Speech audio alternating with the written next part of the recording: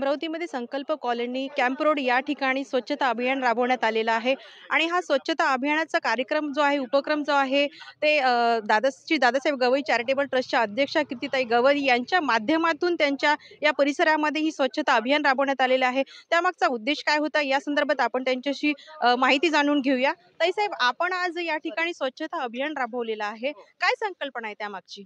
आता आमची जी कॉलनी आहे याचं नाव आहे संकल्प कॉलनी. तर आमचा उद्देश हा आहे की एक आदर्श असं स्वच्छ आणि सुंदर कॉलनी करून अमरावतीला दाखवायचं आणि हळूहळू पूर्ण अमरावती अशी झाली पाहिजे. तो एकदा फ्लॅश करतो आणि मग डिम होऊन जातो.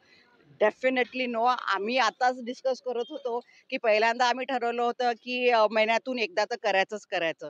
पण आता मी भाऊंशी वगैरे बोलली तर लोकांचा उत्साह एवढा वाढलेला आहे की ते म्हणतात महिन्यातून एकदा नाही, आठवड्यातून एकदाच करायचं आहे.